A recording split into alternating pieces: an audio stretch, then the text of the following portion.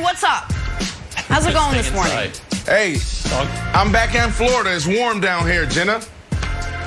That's right. I Brandon's forgot been you're in Florida. I thought we globetrotting. were all here in my California, apartment. New I forgot York, Brandon's to all Florida. over That's right. the map. It's been all over the place. We're a back little home. all over the map this morning.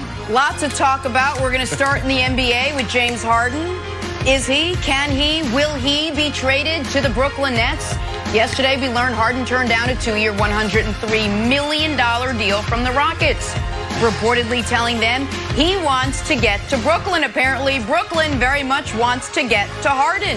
Kevin O'Connor reporting the Nets are throwing the kitchen sink at Houston to make that happen. Nick, start with you. You starting to think Harden to the Nets is a real possibility here?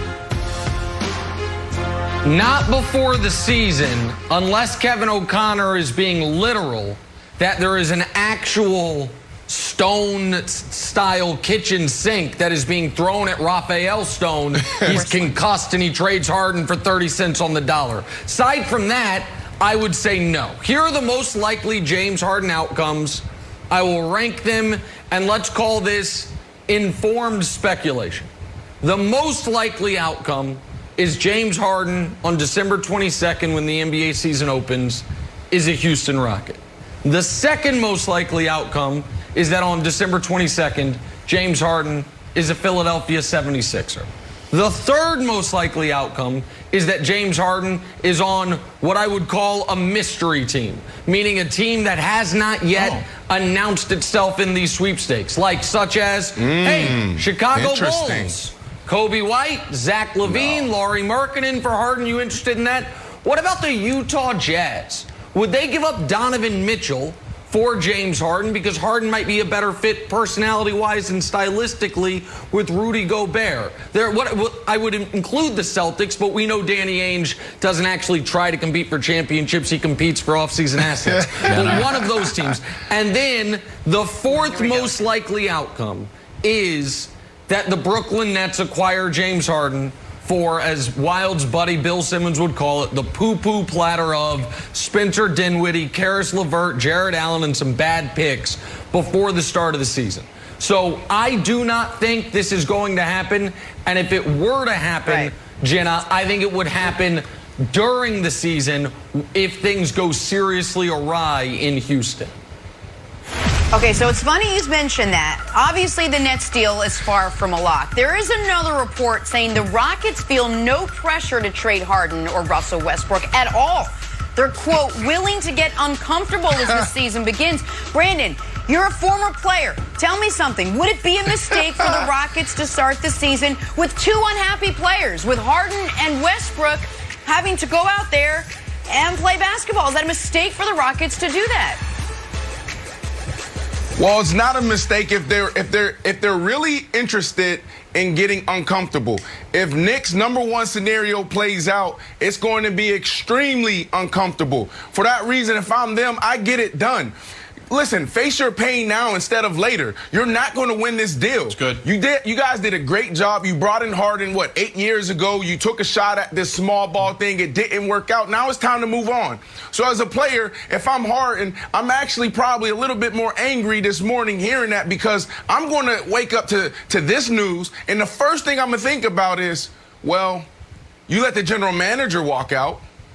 Well, you let the head coach go. So now me as a player, why are you holding on to me? Like, I was brought here to help turn this franchise around. I did that. Then we moved to, can we win a championship? We failed. It's okay. Not everybody gets it done. It's hard. So now it's time for them to peacefully break up, and it needs to happen before the season. They're not going to win this trade, whether it's today, tomorrow, or 3 months from now, Wilds.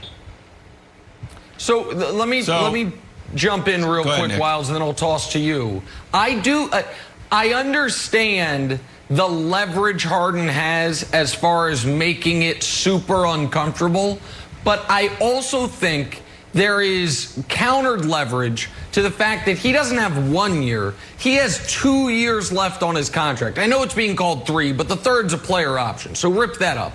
He has 2 years left on his contract, and it is difficult for players with 2 years left on a deal to force their way out, and it is almost impossible for them to force their way out to a specific place. Wilds, when Kyrie Irving forced his way out of Cleveland with 2 years left on that deal, he gave the Cavs a list of teams, and he got traded to a team that wasn't on that list, the Boston Celtics. So, and Kyrie had to play the card, reportedly, of I will have knee surgery and miss the year rather than play for you.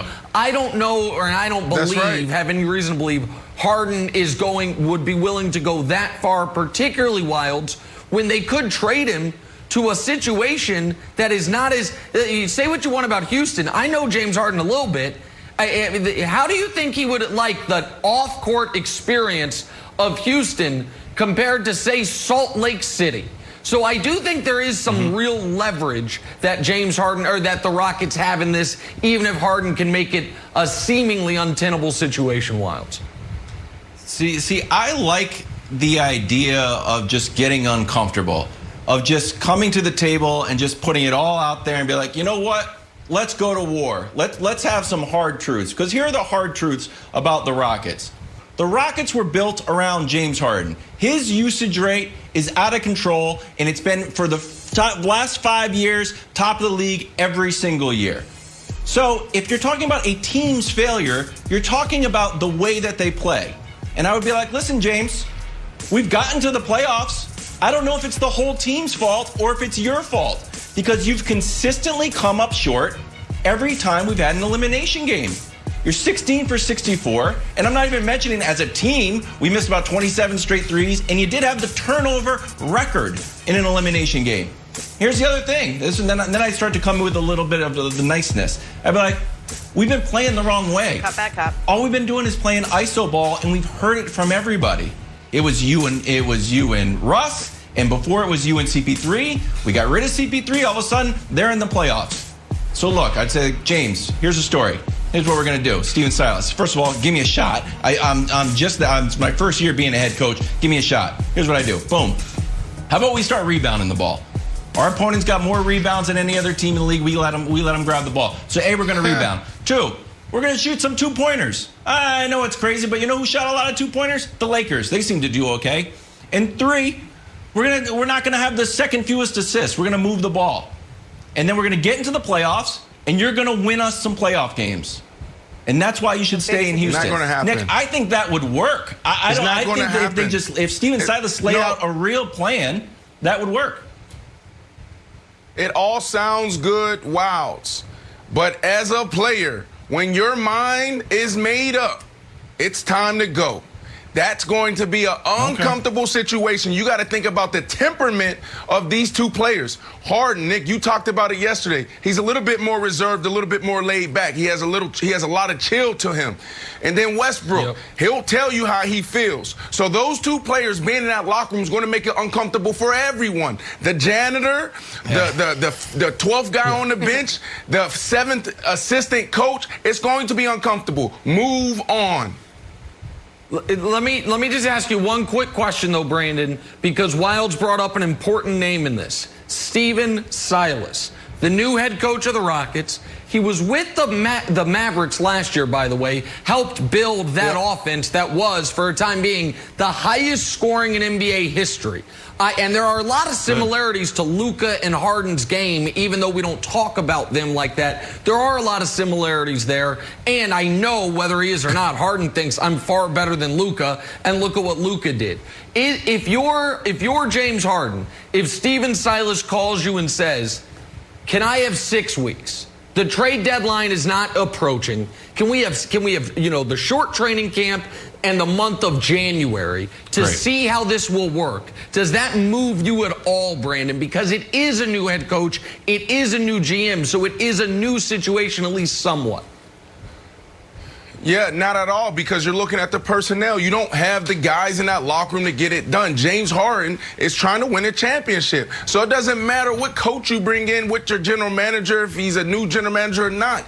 Do I have the guys next to me that's going to help me get it done? So no, it takes me back to the Jet situation, and you love to take this conversation to a whole nother level. You blow it out of proportion. But the Jets is the same situation. It was like, look, I'm looking around, I'm like, I don't think we have it to get to win a championship. I'm going into my 11th, 12th year, and it's time for me to go pursue that. And they couldn't offer me enough money. They couldn't tell me what their plan was this year and 2 years from now, 3 years from now. I wanted to win now.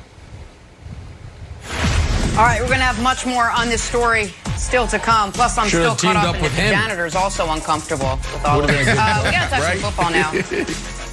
Nick would say it was inevitable. Patrick Mahomes has jumped to the top of yet another. They actually tried to trade for me, Nick. But does he deserve it? We discuss it next. First things first. Yeah. Why didn't you do it? My last year. The MVP race. Up until now, Russell Wilson was your leader, off to that blazing start. But his fire has lost some flame the last couple of weeks. Couple of bad games thrown in there. Our friends at Fox Bet have noticed.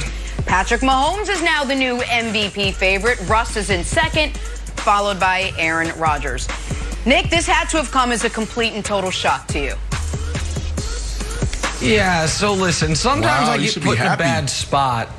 Sometimes I just get put in a bad spot because I'm not supposed to be, the unlikable, overly arrogant person on the show. But when you have so many predictions so clearly correct that come true, you just get painted into this corner. I remember a few weeks ago when the MVP discussion was Russell Wilson and then nobody else. And Wilds mocked me because when it came up, I did this. I went, oh my God. I think that's Patrick Mahomes sneaking in the back door. Well, he's no longer sneaking in the back door. He is sitting at the front of the class, waving at everybody, wondering how big the gap's going to get between him and everybody else. Because when you're the best player, and of the candidates you have the best record, and you have the best numbers, it's not going to be close. So, Brandon, I do think your guy Russell Wilson has a very good chance to be MVP of the NFC West. It's close. It's a close call who's going to be the MVP there. But when we talk MVP of the league, we know who it's going to be. It's going to be Patrick Mahomes, Brandon. Woo. Okay. So, look, I played with the guy. I love the guy. Russell Wilson, he is the man on and off the field. Look, it was a preseason prediction. You guys made us pick. I had to pick my teams, my outliers, my dark horse, with the black horse, whatever you guys, dark horse, what is it called? Dark horse. I picked the Colts. Dark horse, right? I say Russell Wilson's going to be the dark horse. Russell Wilson's going to be the MVP. Look, and it was hot. It was hot for a couple of weeks. Now it's time to concede to Nick Wright. Nick, take the ball. Okay, Patrick Mahomes, you can have it. Patrick Mahomes, here's your ball, Nick. And Patrick Mahomes, you can have it. But Nick, what do you say? With more information, you have the right to change your opinion, right? Your opinion. You said that, so still take integrity. Yep. I didn't know Russ was going to go out there and just turn the ball over like this the last 3-4 games. I didn't know that. That's correct. Thank you. He's right. Wilds. When a man's right, he's right. Yeah. Wilds. When he's right, he's right. Okay. We can be a quick segment. You can just agree as well, and we can keep it moving. Quick segment. Go to break. Sponsors would love it. Brandon, I think that was a terrible job. An absolutely terrible job. Because you had the answer right there. No, you can switch it. But I'm going to take your lunch money here because your other great prediction was the Steelers. And we all laughed at you. You said Steelers to the Super Bowl. Brandon doesn't know what he's talking about. He's just saying that because he's from the Pittsburgh area. Next thing you know, Steelers are undefeated. And this guy has a chance at winning the MVP. It was right there for you. So I'm taking Big Ben. And Nick, here's the reason why. That's right. If Mahomes plays poorly, he could lose the MVP, just like Russell Wilson kind of lost the MVP. But if Mahomes plays well and Big Ben plays well, then Big Ben has to be the MVP. If you're undefeated, you're the MVP. And we always, this is why, we always do this little game of like, what would happen if you took Mahomes away from the Chiefs? And what would happen if you took Russell Wilson? And like, what would happen to all this imaginary world? Well, we saw it last year with the Steelers. Last year, the Steelers were 8-8. Right now, they're undefeated. Last year, the Steelers were 31st in passing yards per game. Last year, the Steelers were 27th in points. Now they're 7th. Last year, the Steelers were 1st in QBs being bopped on the head. Right now, they're last. Has not happened. So if the Steelers go undefeated for the first time since Tom Brady's Patriots, which Tom Brady won MVP, I think Big Ben not only has a chance to beat Patrick Mahomes in the MVP race, he has to be the MVP. Okay, so great take. I actually think you make some decent points, but I think that the comparison to last year is a little faulty in this regard. It's not just, it's like, well, if you remove Big Ben. It's if you remove Big Ben and replace him with utter and total incompetency. They didn't have even an average level backup quarterback last year. They had the duck caller, and then they had Mason. So I think you went from Big Ben, a good quarterback, to a below average level backup, not even an average level backup. That's first of all. Second of all, if we are, Brandon, let me ask you this. What is the right now biggest reason the Steelers are undefeated? I understand it's a team game, but whether, if you had to say the best thing the Steelers do is what? Their front seven playing defense. That's what separates them from everyone else. I actually talked to Myles Garrett yesterday, and I asked him, what are the Cleveland Browns, what do they have to do to catch up to the Pittsburgh Steelers? And he said that, Nick. He said, we have to play, we have to match their intensity on the defensive side. So the reason why, that's obviously the right answer. Wilds, the reason why, when the Patriots were undefeated, they were excellent at everything. But what were they the best at? Throwing the football down the field. What are the Packers, the Cardinals, the Seahawks, and the Chiefs best at? What is the best part of their team? Their quarterback play. Whether for Russ or for Kyler, it's kind of running and throwing, but it's quarterback play as a whole. For the Steelers, that's not where they're at. So it would just be the undefeated argument. What, Wilds? What are you circling? They're 7th in points. What are you circling? They're 7th in points. Do points matter? The Steelers are 7th in points. Yeah. So when you say the Seahawks and the Chiefs, they're 7th in points. They're not the Patriots. Yeah. I hate to say, although the Patriots are a playoff team, they strike that from the record. It's seventh in points. That's not like MVP level in points, you know? It's 7th. It's good. Undefeated. It's like barely in the top 20. Enjoy it right now. Patrick Mahomes is playing well. The Chiefs are playing well, but they have the Raiders right now coming up, Jenna. The Raiders. Which is going to submit the MVP, Jenna. Guys, it is Wednesday. It is hump day. It is admittedly the most average day of the week. Not anymore. Now Wednesdays are Nick's big NFL tier reveal day. It's a reason to get up on Wednesdays. It is next. We are back after this. Big day for you, Nick. 8 a.m. Eastern every Wednesday. People have it marked on their... It is 8 o'clock on a Wednesday, sort of like 9 o'clock on a Saturday, only much different. It is time to unveil Nick's NFL tiers. We got a lot of movement towards the top this week. Nick, take us through it.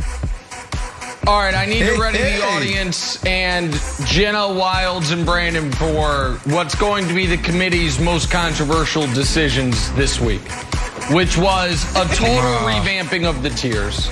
We have removed the arrows entirely because it's a totally new tiers because now we're in the playoff push. Start at the bottom quickly. What you will notice, we now have moved up the NFC East to the second lowest tier because those 5 teams at the bottom, they are on the clock. It is the race for the number 2 pick. Why is it not the race for the number 1 pick? Well, because the Jets, who once again are not on the tier, they have that locked up. So those are the 5 worst teams in the league. Then you get to the NFC East.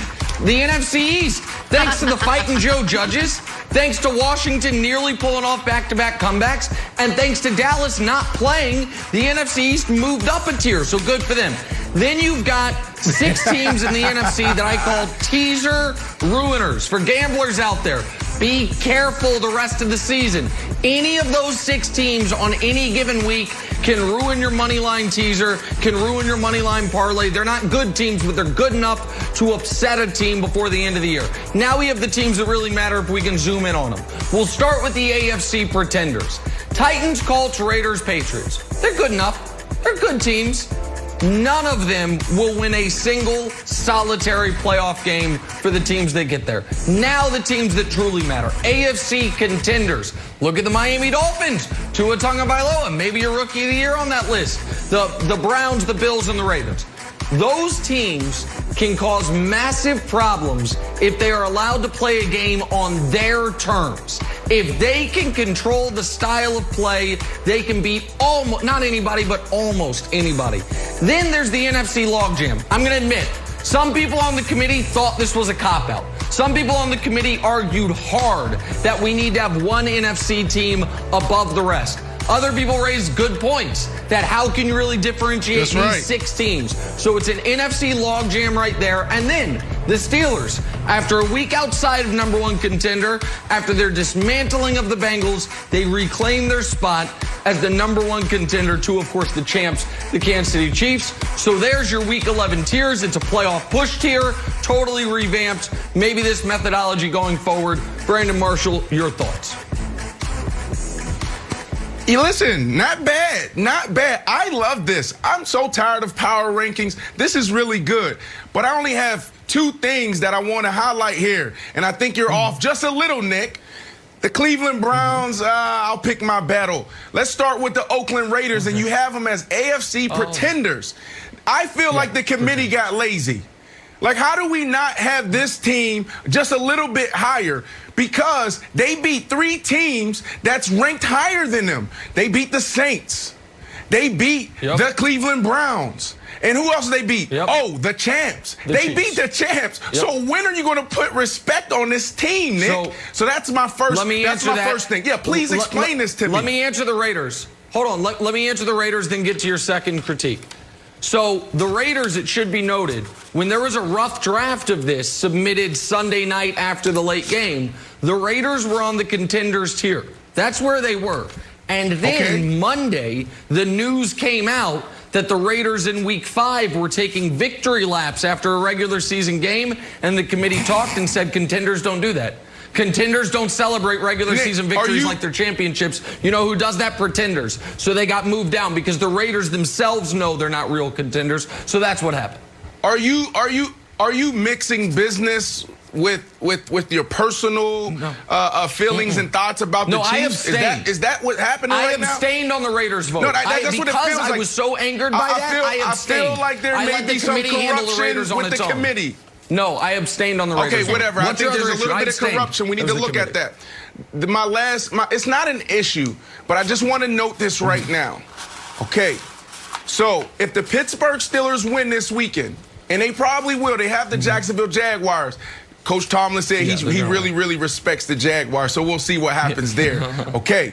But then if the Kansas City Chiefs lose to the Raiders, and then the players get in all their cars and they take a victory lap, can we see the Pittsburgh Steelers go above the Kansas City Chiefs? Is that possible next week? So not only next week, the committee talked about this, anticipating your question and looking at the schedules remaining for the rest of the way for the Chiefs and the Steelers.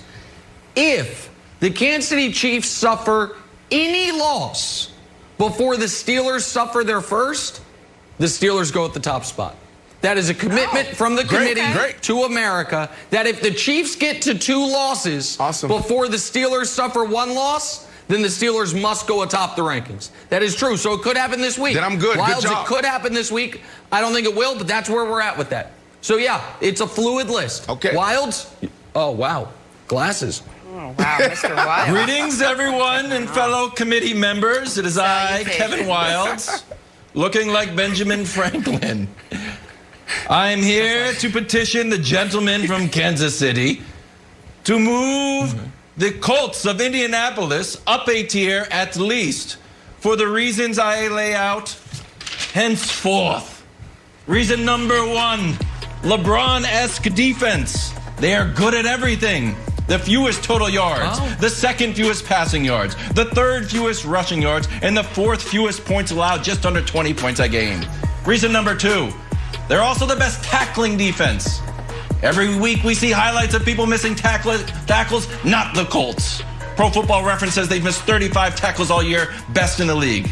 And reason number 3, the NFL's best offensive line, second lowest pressure rate allowed, and top 5 in pass and run blocking, according to Pro Football Focus. For those reasons, I, Kevin Wildes, petition the committee to move the Colts up, not 1, but 2 tiers, to a special contender tier. Nick, what say you?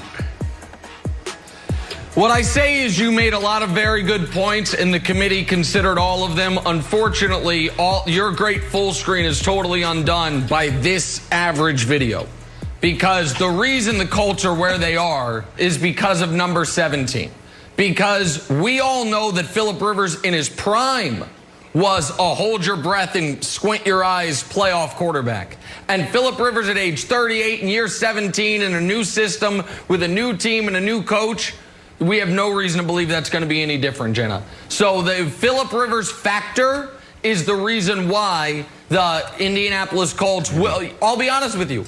I don't think there's much they can do to move up past the pretenders in the committee's eyes. I don't see the Indianapolis Colts having the ability to move up much further than they are. It's just how the committee views them. Maybe that could change, but I'm just anticipating that that's about they've reached their Peter principle, if you will, for the season. I hate to tell the good people of Indianapolis. It's true.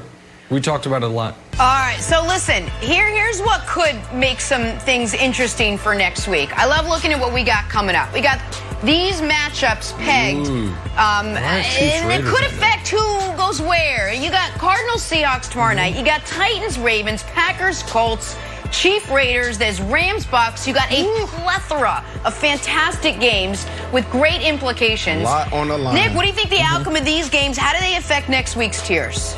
Well, I want to throw this to Brandon because you've got Thursday night football and Monday night football in Cardinals, Seahawks, and Rams, Bucks. To me, those are 2 of the biggest games of the NFL season thus far. On Cardinals, Seahawks, I think that could determine which of these 2 NFC West quarterbacks stays in the MVP battle. But I'm even more interested in, Brandon, in Rams, Bucks, because I want to see how Tom Brady looks in the face of not only the Rams pass rush, but most specifically in the face of Aaron Donald. You want to talk about changing, forget the committee. My opinion of things, Brandon, if Brady can look good against that pass rush with that type of pressure up the middle, that's going to me, that could potentially make the Bucks the leading contender in the NFC. So those are the games that, to me, have the most interest, Brandon.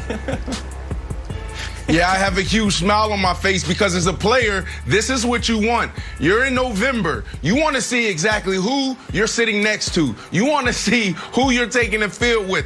There's no better team to play against to kind of see where you're at. The Rams are really good. Defensively, they're really good. Offensively, if McVay is clicking and Goff is on fire, then they're pretty much unstoppable. So this is a good matchup. But, Nick, I got to say, the game that I'm really interested in watching and I'm most excited about is that Kansas City Raiders game. That Chiefs-Raiders game I'm super excited about because if the Chiefs go down, you have to deal with me on Monday morning. I'm telling you, if they get swept, you have to deal with it. I'm not going to take it easy on you like you took it easy on me when the Bucks got crushed by the Saints. Yeah, Wildes. The Chiefs we're going. It's going to be an early night. That's Sunday Night Football. America should be able to turn their TVs off about mid-third quarter of that game, Jenna. A lot to get excited about in going into Week 11. We've heard a lot of great sound bites from some big-name players this season. Turns out, we've all been duped. How in the world is that possible? Well, when Jimmy Fallon basically dares you to include some wacky sound bites in your press conferences, you have to say yes. Listen to this. Dalvin, you were named NFC Offensive Player of the Week today. How do you feel about that? Great. Give all the credit to the O-line up front, receivers, tight end, just going out there and just working hard. And I run yards like switch hard, so that's what it is. What is your favorite part about being a receiver? Is it catching touchdown passes? Is it your dance celebrations? I believe catching the touchdown passes because, they're like Pokemon to me. I gotta have them all. But again, I mean, myself, I'm looking forward to it.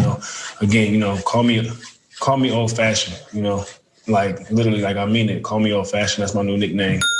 I mean, on the team right now, they call me old-fashioned. I mean it. That's my new nickname, old-fashioned.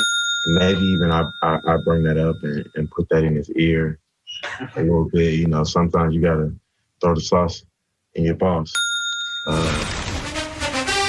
Two of the most exciting quarterbacks in the league squaring off. Kyler Murray and the Cardinals taking on Russell Wilson and the Seahawks. Thursday Night Football. It's a big game. It is this week. It is 7:30 Eastern, 4:30 Pacific. It is on Fox NFL Network and streaming on Prime Video. It's going to be a good one. All right, back here talking New England Patriots. They are 4-5 right now, third place in the AFC East. But they're coming off the big win over the Ravens, and they've got a fairly easy remaining schedule. Thus, a playoff run cannot be ruled out. Thus, that's how you write a script, Wilds. Here's Cam Newton on his Patriot games. I'm not going to sit up here and say I'm a prophet. I'm not going to sit up here and say I told you so. I'm not going to sit up here and rat and rave. But I've always believed and still do believe, that we were close, and I do believe that, it only takes one. This NFL season is very fickle already in 2020, and I just know in the regular NFL season that it always has been said that the league changes every 2 weeks. So, no matter how good you feel about your team, no matter how bad you feel about your team, it'll be a different story every 2 weeks. Coach said it best. We are a good enough team to be better than what our record kind of displays. A lot of positivity coming out of Cam Newton this season. I like it. Brian Westbrook joins us now. Brian, good morning. I'm going to start with you. Is this 4-5 Patriots team a playoff caliber team? Jenna, good morning. Absolutely not. They are not a playoff caliber team. I think they're an average football team. And with average football teams, a lot of things have to play into their favor. Almost everything has to play into their favor because the margin of error is so small. Just think about the Ravens game. First of all, the weather. That monsoon certainly hurt the Ravens. Ball handling was an issue for Lamar Jackson in the backfield. Catching the football because it was wet was an issue for the receivers. So the weather played into the Patriots' hand because they wanted to run the football, and they were able to do that successfully. The other thing that played into their hand were injuries. Calais Campbell was out. L.J. Fort, the linebacker, was out, as well as Jimmy Smith.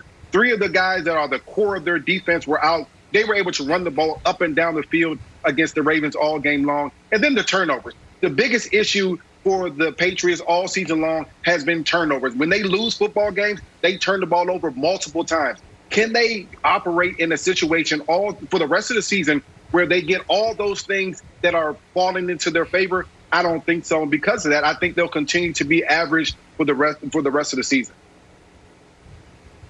I agree with you, B. Look, this team is disjointed. When you look at Coach Belichick, he's finally getting out of his rut. He wasn't doing a great job as a coach. Now he's back in the rhythm. When you have a Hall of Fame coach, and you potentially have two, because I really believe Josh McDaniels can go down as probably the greatest offensive coordinator of all time. Those guys can get you a couple wins. You look at what they did last week, Coach Belichick. It was genius how they disrupted Lamar Jackson, that running game. They took that front seven and gave him a different look, putting guys in different gaps. It was brilliant. That was classic Bill Belichick. But then when you look at Bill Belichick, the general manager, and this is the reason why I don't think they're a good team, is he didn't do a good job of adding depth. They have no players. So when you look at Cam Newton, where's the tight ends you're throwing to? Where's the receiver on 3rd and 2 and 3? Who can you rely on to beat man-to-man coverage? Who can you throw the ball up and say, you know, this is a 50-50 ball, and I know this guy's going to come down with it 80, 90% of the time. It just doesn't exist on that roster. So for that reason, this team is disjointed, and they don't have a chance. Pre-COVID, they were doing a great job, right? And then once COVID-19 hit their locker room, everything just imploded. Yeah, you know what? I agree with you guys. I totally agree. They're old, they're disjointed, they're not really scary at all. I think you're spot on. And Brian, the rain, you made a good point about the rain because the Ravens had to play in the rain, but when the Patriots had the ball, it was totally sunny. So I thought that was a fair point as well. It reminds me a little bit of like Mike Tyson. Mike Tyson's old. Mike Tyson doesn't look like the Mike Tyson of old. He's a below-average fighter, probably. Does anybody want to fight him? Would you feel good about, hey, it's Tyson Fury versus Mike Tyson? Do you think Tyson? Oh, or would you be a little bit scared? Would you be a little bit nervous? You're like, ooh, I know he's supposed to be old. I know he's supposed to be washed. But it feels like this team has still got a little something. Maybe because they're the third best rushing offense, running for 160 yards. Or I don't know, maybe because J.C. Jackson's got 5 games with an interception. And Brian, to your point, this one's not sarcastic. You are right that we used to turn the ball over. We turned the ball over like 20% of our plays would end in a turnover. Possessions. Sorry. I get so excited talking about the Patriots. 20% of the possessions would end in turnover. Last 2 games, 0 turnovers. And here's the other good thing that no one's talking about. Patriots are on pace to be penalized the least of any team ever. Ever. So I think Belichick recognizes what you said, Brian. Like, we can't make any mistakes. We're not as deep with talent as we used to be. But, Nick, I still think we're very Tyson-esque. We look old and washed and not that good, but also have a good chance of knocking you out. So I think that is right, which is why the Patriots can play spoiler, but it doesn't mean they can make the playoffs. I do think they are right now more dangerous than most 4 and 5 teams, and I think they're more dangerous than some 5 and even maybe 1 or 2 6-win teams in the league. I do believe that, but I think right now it's a race against the clock record-wise, and it's not in their favor.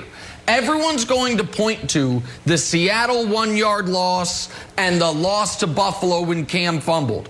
Those aren't the losses they should be looking at. It's the game against Denver. That's the game that at the end of the year, if the Patriots finish 1 game out of the postseason, you're going to say, really? Drew Lock in a game where he had a passer rating of 40 and threw 2 picks. We couldn't muster 20 points to beat Denver. So I do think the Patriots are a dangerous team right now. And I think that win against the Ravens made the players in that locker room believe they can beat anybody. And you guys know I don't believe in Buffalo. But all of a sudden, that stretch where they go Cardinals, Chargers, Rams is a hell of a lot harder than I thought it was going to be at the beginning of the year. And for that reason, Brian, I just think it's going to be hard for them to get to the 10 wins they're going to need to make the playoffs and win that division. Nick, you're absolutely right. When you talk about the Buffalo Bills, you talk about the Miami Dolphins. I think those are 2 teams that are leading in the standings, but I think those are 2 games that will be very tough for the Patriots. I also got to put this in context as far as the win against the Ravens. The Ravens are a team it's kind of weird. They're not the same defensive team that they were last year. Nope. Offensively, they're not the same offensive team. And so as the Patriots get credit for winning that game and winning 2 in a row, one of those games were against the Jets and beating the Ravens, I'm not sure that you should get the same amount of credit as when you're thinking of the Ravens team of the past, because they're a different team at this point than they were last year. The other thing is this, and you mentioned it, Nick, they got the Cardinals, Rams, Miami, and the Bills left on their schedule. Those are 4 tough games that they're going to have to win in order for them to make it into the playoffs. I just don't see the Patriots doing it, unfortunately, Kevin. Well, you mentioned Miami, one of the games on that list. Miami's tough. Let's play a little draw in a blank. They're tough because Tua Tagovailoa is off to a perfect 3-0 start down there. And he dropped this gem of a quote yesterday on his transition to NFL football. He said, quote, "I expected it to be a lot harder. Not that it's not hard." So, Brian, Tua saying he expected the transition to the NFL to be a lot harder is blank. Well, Jenna, this is rookie talk. I mean, this is rookie when you come out and you're 3-0 your first 3 games that you start, and your defense is making plays and your special teams is making plays, and offensively there's not very much pressure on you. This is absolutely what rookies say. This is a thing that I know after being in the league for 9 years, is that the more film you put out there, the more tape you put out there, defenses start to understand the things you do bad or poorly, and they force you to do those things. As Tua plays more games, defenses will start to understand what exactly he does bad, and they'll force him to do that. And he may not get the same type of plays from his special team and his defense going forward. That's going to put a little bit more pressure on him and make things a lot harder. Hey, B, it may be rookie talk, but it's kind of true. In Miami, you have your quarterback. If you're a Miami Dolphin fan, you should absolutely love hearing this coming from Tua. This is amazing. This kid hasn't even hit his stride yet, and he's out there. He's under center. He's like, oh, my goodness. I thought everybody was going to be a Pro Bowler. I thought all these guys were going to be fast. Because the reality is, yes, it's hard. You're one of the, 1% that make it, or less than that. There's less than 2,000 guys that make it to the NFL, so it's extremely hard. But, B, come on, man. You know this. Sometimes you take that feel, you be like, that guy? That's who I'm going against? He made it? So, Tua, I love it. I love it because it's true. And then I also love it because of your confidence. Miami, you finally found your quarterback. All right, we'll take a turn. If you say so. I like what Brian had to say. We'll take a turn, head back to the NBA now. Hey, why might things be awfully awkward around Houston when the NBA season gets underway? We'll tell you next. First things first. Awkward. Welcome back. Time now to run the fast break with Chris Broussard. Broussard, we have no time for blithe chit-chat. We got a ton of NBA news. We're going to dive in with the report that the Rockets feel no pressure to trade James Harden or Russell Westbrook, and that they are, quote, willing to get uncomfortable as the season begins. Broussard, would the Rockets be making a mistake going into the season with an unhappy James and an unhappy Russ on their roster? Not at all. They'd be making a mistake if they rush into a trade. First-year GM Raphael Stone cannot be bullied into trading 2 future Hall of Famers who have 3 years left on their contract. That's ridiculous. Houston has to regain control of this narrative because whoever leaked it that they want out did a disservice to the Rockets and to their clients, Harden, I think it was the agents, Harden and Westbrook, because they took away all of the Rockets' leverage in trade talks. The Rockets need to regain control so that they can take control of the trade talks. If you're going to trade one of the 30 greatest players in the history of the NBA, or certainly the last 50 years, of which James Harden is, the key piece cannot be 26-year-old Karis LeVert. So I understand, no disrespect Karis LeVert, but come on. So I understand that it could get uncomfortable, but if coming back to the Rockets is not Ben Simmons, Michael Porter Jr., a trade that I created this morning that I think is interesting, Donovan Mitchell, kind of changes scenery for both guys. If you're not getting that level of player plus picks, then it's a non-starter. Then be uncomfortable. So I do think the Rockets ultimately will make at least one major trade, but you cannot be forced or rushed into it and set your franchise back years and years, Brandon, when you don't even have all your future picks to begin with because of the trade to acquire Russ.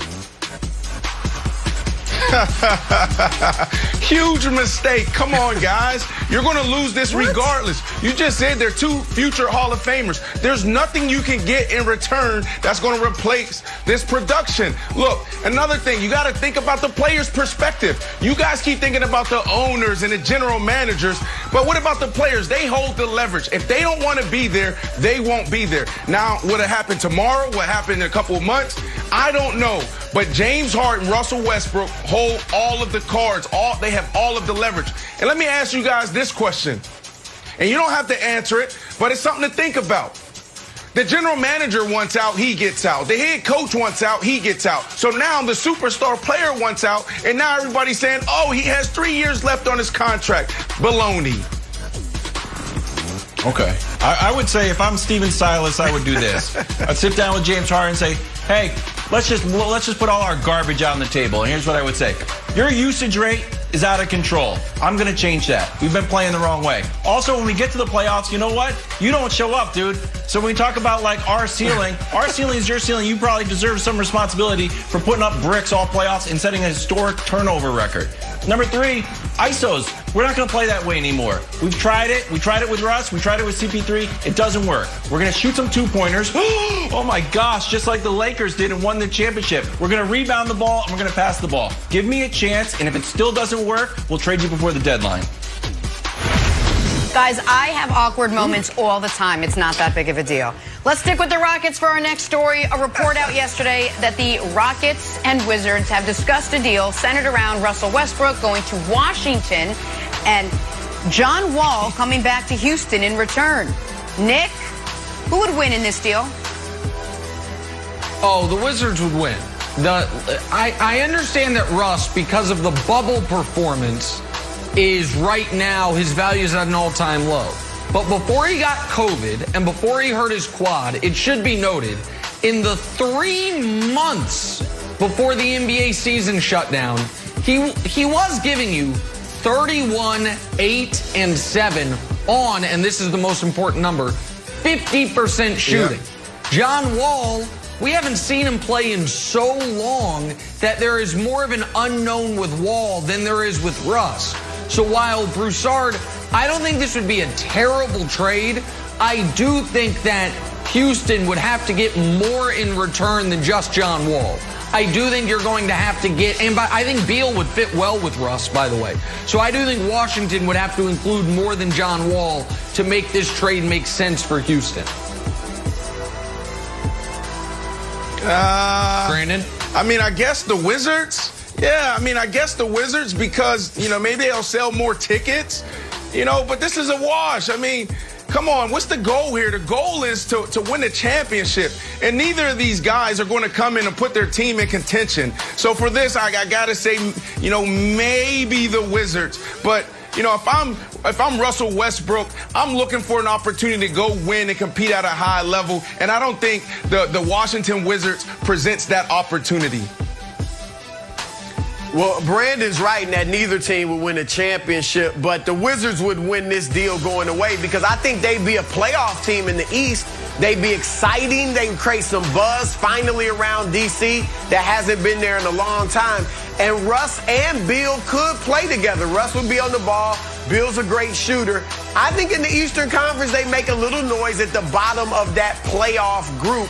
Whereas if you're Houston, John Wall would be an even worse fit with James Harden than Russell Westbrook was. So if you're trading Westbrook, then you probably are going to end up trading Harden right soon thereafter. So why would I want John Wall? I get no salary relief because he's got the same contract as Westbrook. I would want a young player, not a 30-year-old coming off a bad injury who hasn't played in years. Yeah, that's so old. The NBA offseason never stops giving, with Harden wanting out. The music world is wanting in on where he should go. Meek Mill reportedly trying to convince James Harden to come to Philly. Brandon, you buying Meek Mill having influence over where Harden ends up? Absolutely not. What is Meek Mill going to say? Yo, son, you got to stick to the process. We got Joel Embiid. That pick and roll's going to be nice. Like, you come over here, we could potentially win. Don't worry about the bad body language that you saw from Joel Embiid in the bubble. Don't worry about the bad leadership. You're going to be good. No, the best opportunity right now, and it's going to be hard for them to bring it together, but the best opportunity is the Brooklyn Nets. There's nothing that compares to playing with KD and being in Brooklyn. Nice Philly impersonation, Brandon, but no, he's not going to have any impact on what Harden does. I mean, this is ridiculous. This is a basketball decision for Harden. However, I do think he still maybe could end up in Philly if Houston shows some patience. Wait it out. I know Philly wants to go with Simmons and Embiid, give them a shot with Doc Rivers, but if they don't mesh together as well as they like, maybe at the trade deadline or heck, even next offseason, they might be willing to part with one of those guys for James Harden. Okay, so here's the thing. You're both wrong. Meek Mill absolutely could influence Harden into strongly considering Philly. You have to understand the player and the person we're talking about. And part of James Harden wants to win championships. James Harden wants to make a bunch of money. He's made a bunch of money. Wants to win MVPs. He's done that too. James Harden also wants to enjoy his nightlife. We know that about him. This is a man who, I broke this story 6 years ago, had his jersey retired in a strip club in Houston. So Meek Mill telling James Harden about the Philly nightlife, about the scenes, about the what goes along with being a Sixer, 100% could have at least a small impact. That's first of all. Second of all, I'm just curious if Jay Prince can get involved and tilt the balance back to him staying in Houston. If we're talking about guys having some sway over this, we need a major New York. Where's Cameron when you need him to rep the Nets? I need to answer those questions. So right now, I absolutely think Meek Mill could have a minor influence. Literally, I have nothing to add to that. We got to talk about tonight's NBA draft. Minnesota picking first, followed by Golden State. Wilds, what's the storyline you're most intrigued by tonight? Okay, Georgia's Anthony Edwards. Woke up this morning and saw Anthony Edwards trending. I'm like, why? And he says he had some curious quotes that were pulled out of context, and here they were. And when he talked about basketball, he said, I'm still not into it. He's talked about how he loved football. And then he kind of took a shot at Dame's rapping ability, and it started to trend. Do yourself a favor and read the entire article.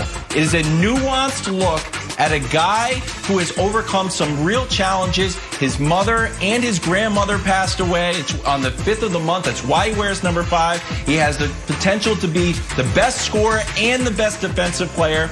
Read the entire article, not just what was trending on social, and you'll find a guy that you want to root for in the draft. I wish him the best of luck. I'll be rooting for him wherever he goes, Broussard. That's great, Wilds. Yeah, I'm going with LaMelo Ball as the most intriguing storyline, but I do think Edwards goes first to Minnesota, Weissman goes second to Golden State, and I think Ball goes third to Michael Jordan and the Charlotte Hornets. Look, from what I hear, Jordan really likes him, loves him, but the rest of the front office is lukewarm on LaMelo. He has great talent. He's obviously got the most star power in this draft. People are concerned about his attitude, his immaturity. He has no use for defense at all, but he is a 6'6" point guard with true court vision, great passing skills. And if he can get his mind right and mature and be in a professional environment, he could become a special player, one of the most special in this draft. You know Broussard's a real seasoned journalist because he says mature instead of mature. That's how you know a man has true classical training. Broussard's also correct that unless there is a major trade, Edwards is going 1, Wiseman is going 2. So the most intriguing storyline heading into tonight's draft is the storyline that never really existed, but people tried to speak it into existence. And that is the Warriors. They're going to package the number 2 pick, maybe for Giannis. If not Giannis, certainly for Bradley Beal. Literally 6 minutes ago, Kevin O'Connor tweeted this out. You want to know what the number 2 pick could be packaged for? Sources, Warriors and Bulls have discussed a trade that would send the 2nd pick in exchange for the 4th pick and Wendell Carter Jr. So these ideas that the Warriors were going to use this number 2 pick to go light years season again were always nonsense. They're going to be proven to be nonsense tonight when they end up getting James Wiseman. There's a nice player, but it's not exactly a guy that's going to be a part of their next big 4. And some of us have, Jenna, been saying that was the case all along. So we're about 14 hours away from it being confirmed as such. I only said it one time, but that's how I feel. Broussard, as always, thank you so much. Great insight. Hey, guys, the MVP race, which Russ has owned all season long, looks a little different this morning. It is more mature. We'll have that for you next. First things first.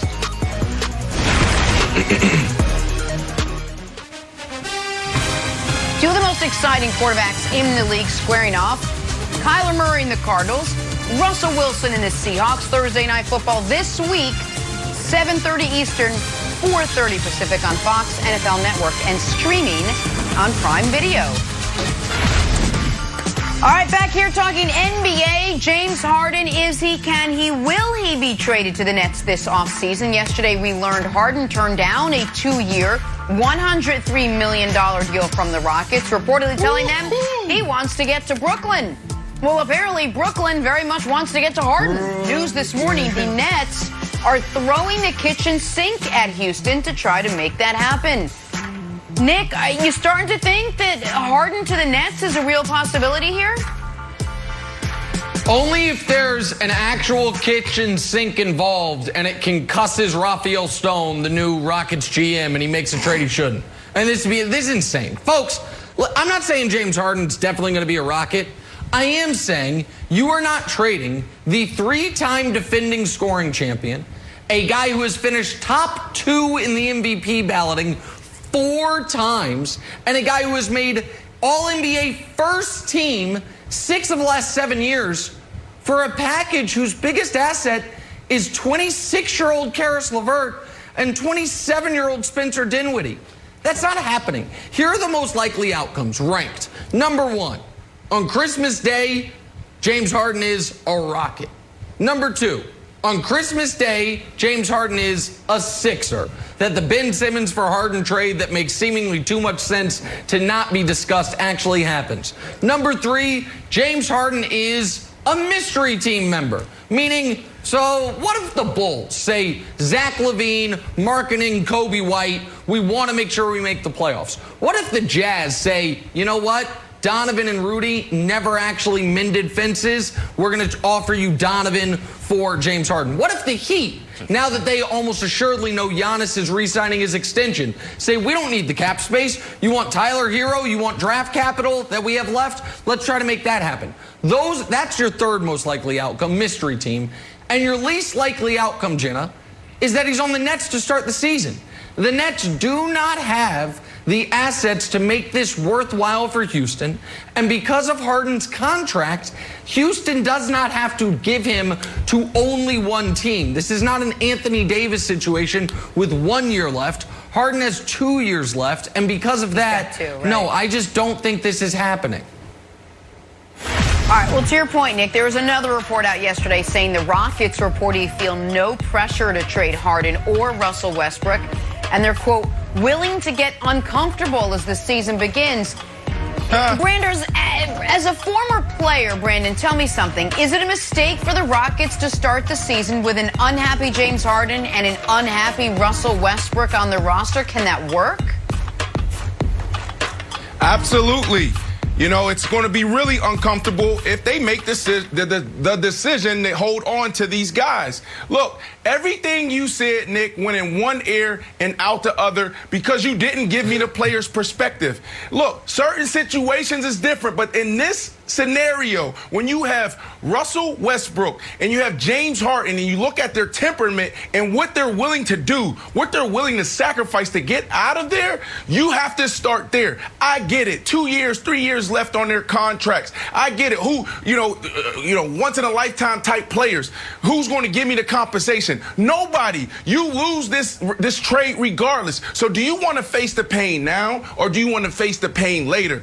As a player, if you want out, you can get out. And I truly believe when you look at the temperament of these two players, they're willing to go there. You talked about this earlier. Kyrie Irving threatened the Cleveland Cavaliers saying that, look, if you don't trade me, then I'm going to go have this knee surgery. I don't know what cards they hold and what they're going to pull, but these guys want out. Now, another thing to think about, Wilds, is this. The general manager, they can part ways with the general manager. Everything was fine there. The head coach, everything was fine there when he wanted to part ways, and they were able to do that respectfully. So why, when the superstar athlete is ready to move on, why does it have to be such a big deal? Oh, you have years left on your contract. Oh, you're a top 5 player. We need X amount of assets. No, the deal is done. It's time to move on. Okay, I think that's an interesting and valid point. But Brandon, when we talk about leadership and what Steven Silas and Raphael Stone should do, I would say this. I would say, look, James, we're in the NBA. You've heard the Shams bomb. You've heard the Woj bomb. But this is called the truth bomb. And let's just get all of our dirty laundry and just put it on the table and just be honest with each other. Because here's the truth. The Houston Rockets might not be the problem. You might be the problem. And maybe together we can change. First of all, your usage rate. You've been having the ball for a long time. You've been the league leader every single year. Second, first, fifth, second. Every year you've had the ball.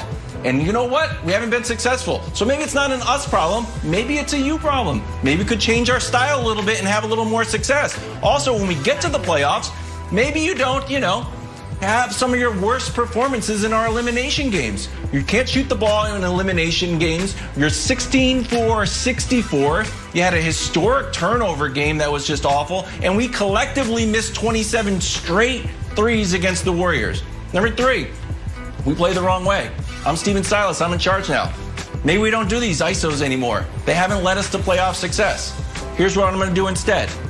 A, I'm going to rebound the ball. No team gave up more rebounds than us, the old Houston Rockets. Number 2, and hold on to your hats, everybody.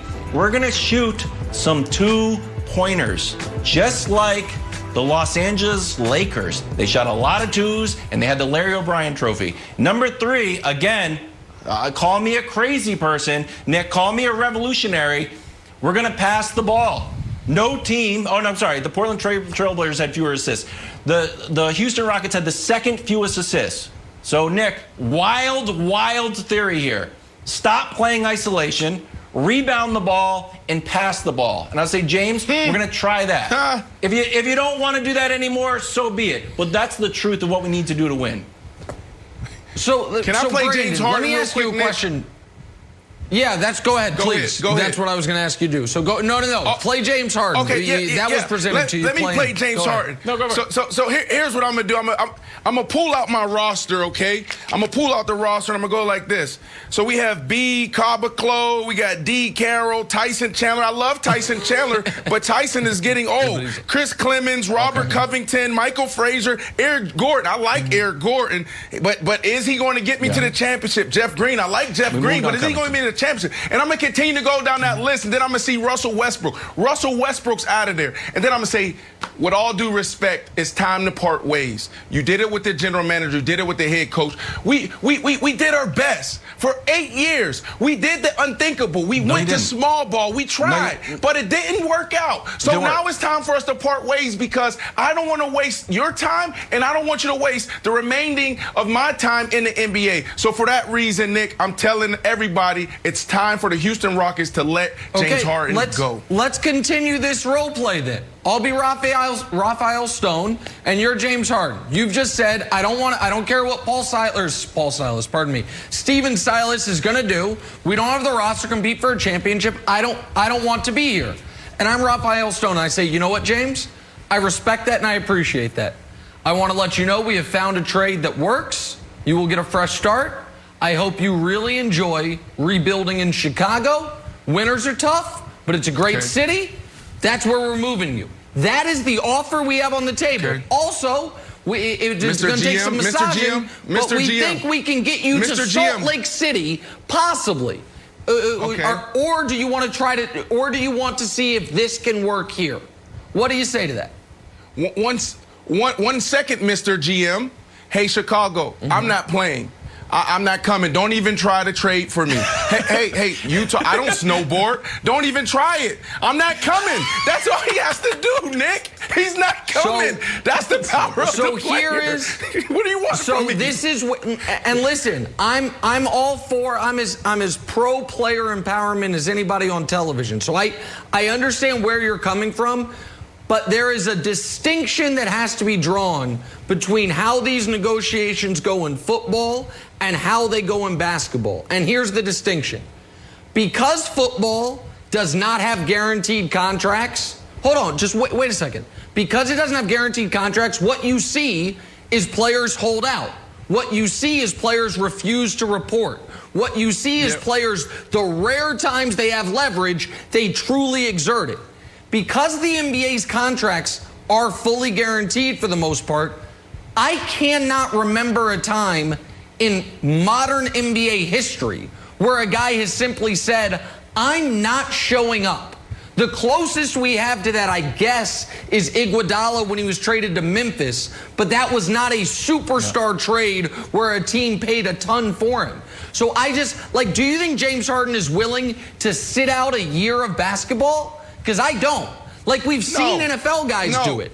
I don't think he's willing to do that. I don't believe he'll do that, but I do believe the culture has shifted in the NBA. Now guys are focused on their legacy. Now guys, because of what LeBron James did back in the day, going from the Cleveland Cavaliers down to the Miami Heat, and the way he did that, and the way he's been able to approach basketball in his business, now guys are trying to figure out what's best for me, and guys are willing to have the uncomfortable conversation in the NBA that happens in the NFL every single day that hasn't happened, to your point, for a very long time. So James Harden wants out, and I think he'll get out. What James Harden needs to do is untap another water bottle. Let us all try to figure out what he really wants, and then we can also try to figure out what the Rockets want. This story is far from over. It continues next on Undisputed. Have a great day. We'll see you tomorrow, everybody.